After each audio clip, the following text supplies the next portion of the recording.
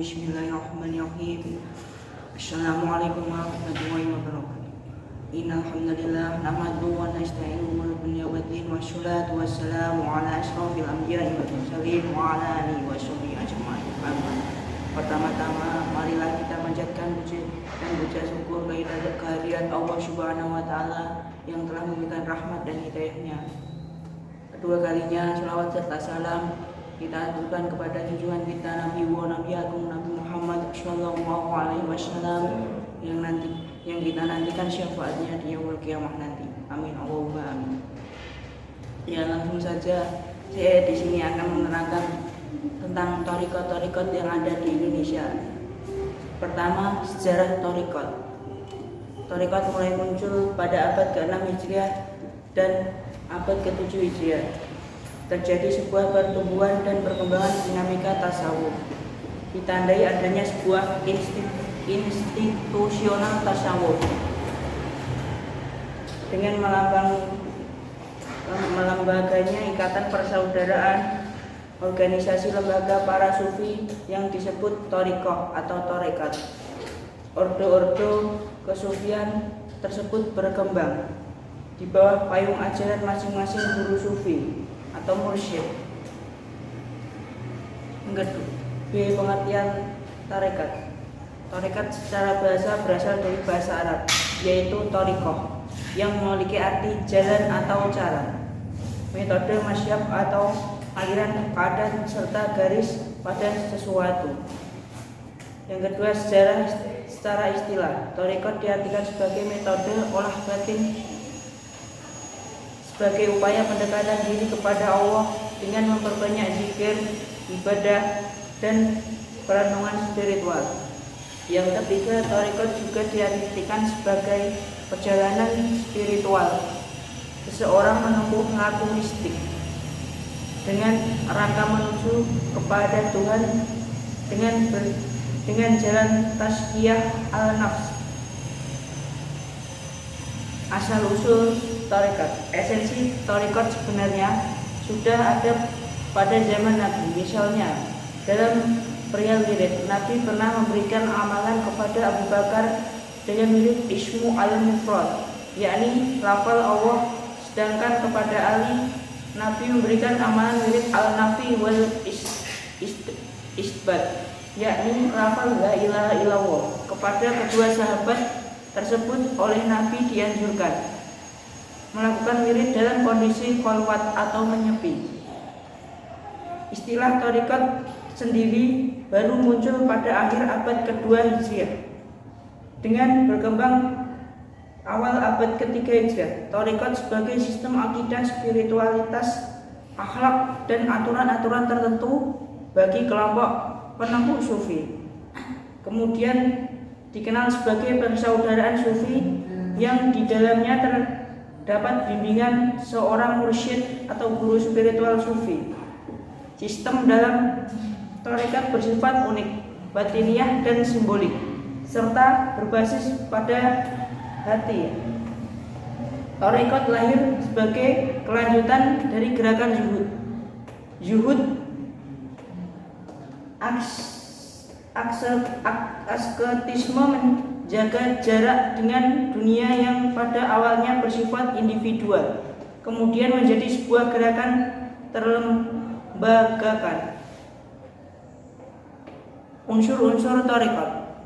Unsur utama thariqat adalah guru sufi yang bertugas membimbing para murid atau santri. Seorang pembimbing spiritual atau mursyid harus memiliki pemahaman yang baik soal ilmu syariat, bersifat zuhud dan qanaah. Unsur berikut adalah murid, yaitu santri thariqat yang laku spiritual di bawah bimbingan mursyid thariqat. Unsur ketiga adalah baiat, yaitu janji setia seorang murid dengan guru sufi. Sejarah thariqat di Indonesia. Dari dalam adanya sebuah kemunculan tradisi kepatuhan kepada seorang guru atau para wali songo. Tradisi kepatuhan seorang murid kepada guru inilah yang menjadi ruh kekasian pesantren dan tarekat sampai sekarang. Dari luar dibawa oleh ulama kebangsaan India. Beliau adalah Syekh Nuruddin Al-Raniri. Wafat 1666 Masehi, dan Ali bin Abdullah Al-Tayyib Al-Ash'ari. Beliau adalah salah satu ulama ilmu syariat dan hakikat, pendiri tarekat Tijaniyah. Beberapa tarekat di Indonesia. 1. Tarekat Qadiriyah. Nama tarekat ini dinisbatkan dari nama pendirinya, Syekh Abdul Al-Qadir Al-Jailani. Syekh Abdullah Al-Qadir Al-Jailani lahir di Jailani 1077 Masehi dan wafat di Baghdad tahun 1165 Masehi.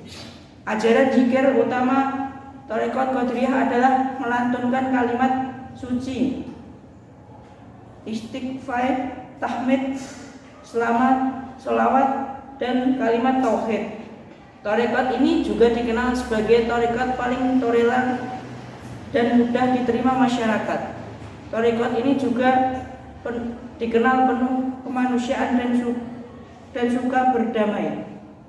Pondok pesantren yang mengembangkan tarekat Qadiriyah diantaranya pesantren Pergentongan Bogor, Jawa Barat, Suryalaya Tasikmalaya, Jawa Barat, Meranggen, Jawa Tengah, Rejoso, Jombang, Jawa Timur, dan pesantren Tebuireng, Jombang, Jawa Timur. Yang kedua, tarekat Rifaiyah. Tarekat ini dilahirkan oleh Ahmad Al-Rifai, wafat 1983 Masehi, berkembang di Irak dan menyebar ke seluruh dunia Islam. Ajaran dasar tarekat Rifaiyah sebenarnya adalah pendidikan jiwa dengan zikir dan kontemplasi. Zikir tarekat ini dilafalkan secara keras diiringi irama tertentu. Pesantren yang menerapkan tarekat Rifaiyah adalah Pondok Pesantren Raudatul Muttaqin, Desa Cempaka Mulyo, Kecamatan Gumuh, Kabupaten Kendal.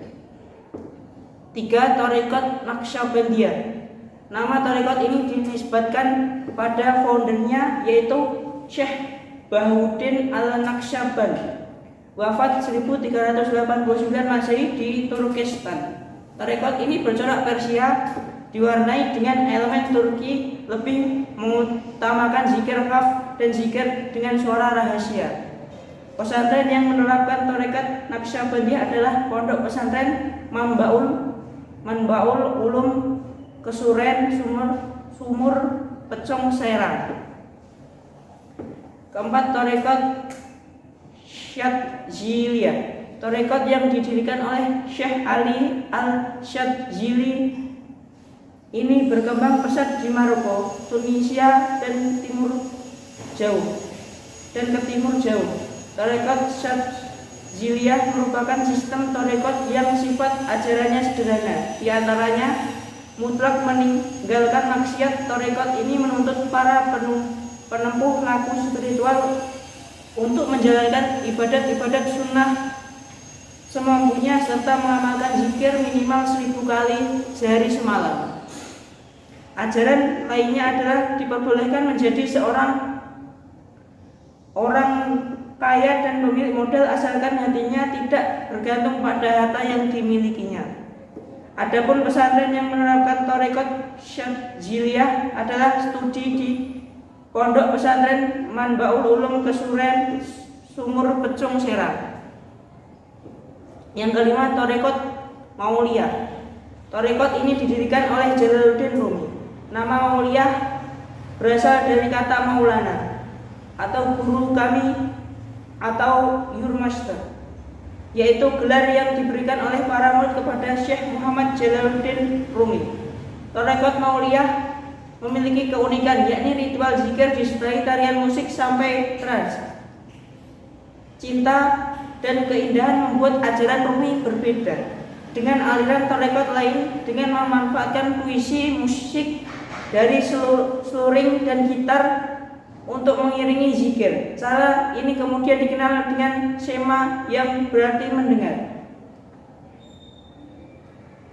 Sema terdiri dari dua bagian. Bagian pertama yaitu puisi memuji-muji Nabi, improvisasi seruling, nai atau taksim, dan lingkaran Sultan Walid.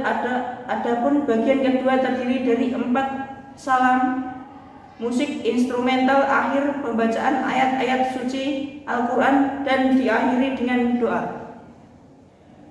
Sekian dari saya, kurang lebihnya mohon maaf. Wassalamualaikum warahmatullahi wabarakatuh.